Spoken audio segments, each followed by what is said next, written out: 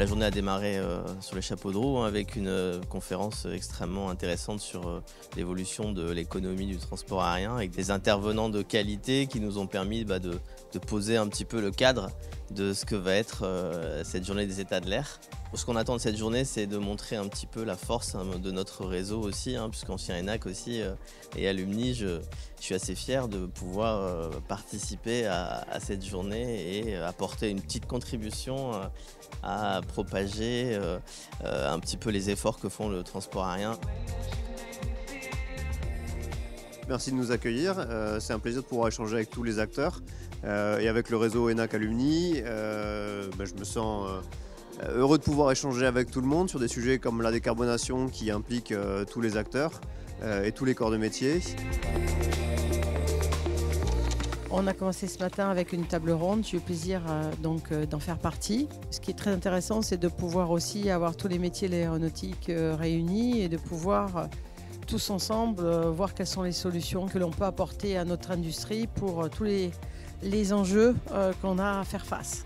Le secteur du transport aérien a passé finalement une des plus grosses crises de son histoire et que finalement, alors qu'il commence à peine à sortir la tête de l'eau, de nouveaux défis se présentent. Mais pour autant, alors ces défis peuvent être environnementaux, ils peuvent être d'ordre économique, ils peuvent être d'ordre fiscaux, mais pour autant le secteur a la capacité de relever ces différents défis et plus particulièrement en s'appuyant sur les ressources clés que sont entre autres les élèves de l'ENAC.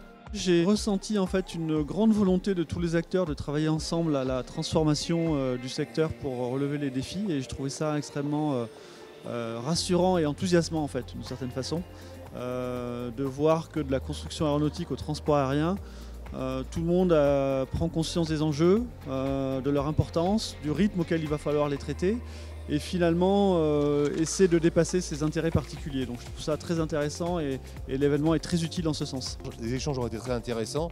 Le sujet est un sujet majeur en fait. Le monde qui entoure le transport aérien au sens large a beaucoup changé entre ce qu'il était il y a 4 ans avant la crise et ce qu'il est devenu aujourd'hui. Et ce transport aérien doit changer, doit se décarboner et doit prendre en compte ce nouveau contexte.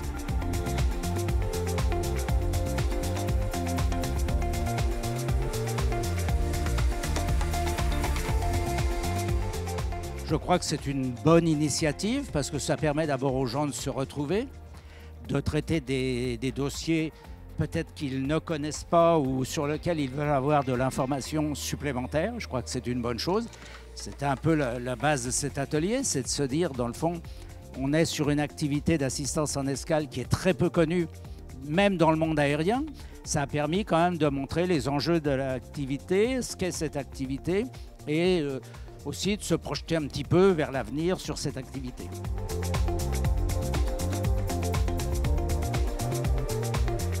J'ai la chance d'avoir déjà eu 4 ou 5 années même aux états de l'air. C'est toujours aussi intéressant. Une des valeurs que je trouve le plus pertinente, c'est la capacité de connecter l'écosystème.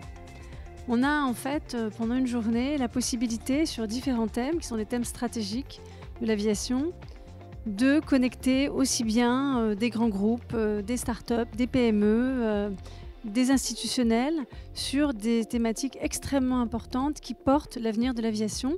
Tout cela en présence des étudiants.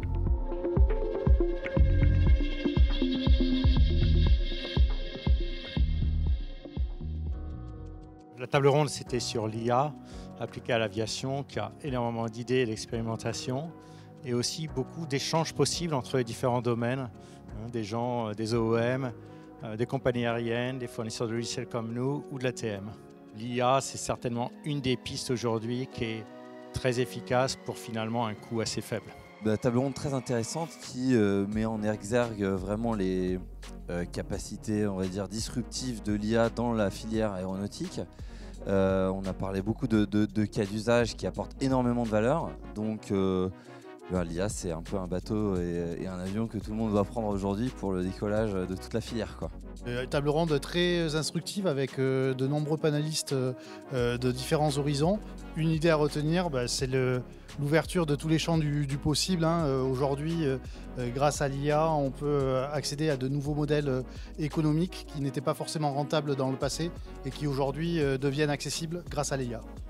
Ce qu'on a vu dans cette conférence, c'est qu'avec l'IA, Et bien sur l'IA générative, on a maintenant la capacité d'arriver à faire parler nos données d'une autre manière pour en tirer en fait un certain nombre de décisions intéressantes, voire même de transformer des processus entièrement en utilisant ces technologies afin finalement de les rendre plus rapides, plus efficaces, mais toujours bien sûr en gardant le contrôle avec des humains bien sûr dans la boucle qui vont pouvoir contrôler, valider, travailler plus intelligemment avec ces données. Je pense que vraiment ce qu'on doit retenir, c'est les perspectives d'amélioration du secteur sans attendre l'hydrogène en 2035, sans attendre tout ce qui va arriver. Oui, ça va arriver, mais déjà aujourd'hui, il y a des opportunités pour s'améliorer, pour le contrôle qualité, pour la safety, pour le service client. Dans tous les domaines, on voit vraiment la révolution est là en tout cas. Elle est peut-être pas encore opérationnelle dans tous les domaines, mais elle est en train d'arriver et les gens y travaillent vraiment.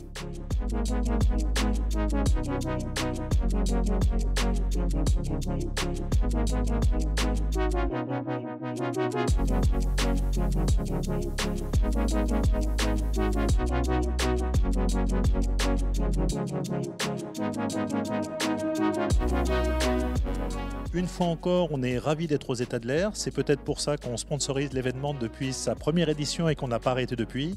Et c'est vrai que c'est un événement qui est vraiment intéressant à plusieurs niveaux. Ça permet d'actualiser effectivement nos connaissances sur un certain nombre de sujets.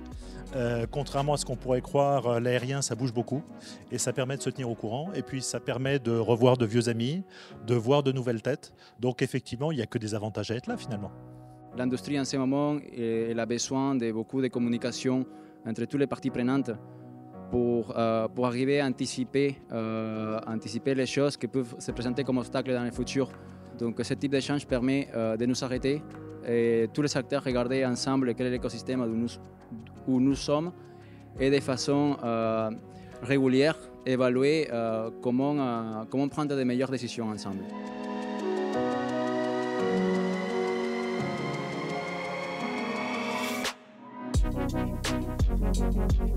Écoutez, je pense qu'on avait autour de la table des représentants de différentes instances et parties prenantes. Et c'était intéressant de voir que finalement, nous avons tous la même approche. Ça change un petit peu de l'idée reçue qu'on a des pro-aviation, anti-aviation, avec un débat qui des fois est tendu. J'étais très heureux de participer à cette journée, et en particulier cette table ronde sur l'approche équilibrée, où je pense qu'on a pu démontrer la chance qu'on a en modernisant la flotte. EasyJet a aujourd'hui une flotte 100% Airbus, avec presque 25% d'avions Neo qui émettent 50% de bruit en moins, et qui permettent de réduire également les émissions de kérosène par 15%. Je me suis réjoui de la diversité des intervenants et surtout la diversité des points qui étaient abordés. Il y avait à la fois la décarbonation du transport aérien, et ça c'est souvent des enjeux à plus long terme. Et en même temps, il y avait la place pour les nuisances du quotidien finalement, et celles qui touchent localement des riverains. J'ai trouvé ça particulièrement intéressant. Je me félicite qu'on ait évoqué les questions de nuisances aéroportuaires. En réalité, c'est des questions qui sont peut-être que pour le grand public qui n'habite pas sous les aéroports, on connaît moins que les questions de climat, mais qui sont extrêmement dimensionnantes pour l'activité, pour l'acceptabilité de l'activité et évidemment pour les populations qui subissent les nuisances. Et c'est une partie très importante de mon travail. Et je pense que c'était intéressant et important d'avoir une table ronde dédiée au sujet. Je suis assez spécialiste de toutes les questions de développement durable et d'aviation, ce qui m'a permis aujourd'hui, avec grand plaisir, d'animer 2 tables rondes. Une sur la décarbonation du transport aérien et sur l'état des lieux de cette décarbonation, et une autre sur les approches équilibrées pour réduire le bruit autour des aéroports. Je suis ravie d'être là aujourd'hui pour ces états de l'air. Je trouve que ENAC Alumni peut être fier de cet événement, ce rendez-vous désormais annuel qui est un beau succès, qui est aussi l'occasion pour le microcosme aérien d'échanger sur les enjeux actuels, les enjeux de demain, de partager des points de vue. Donc c'est vrai, toujours très riche.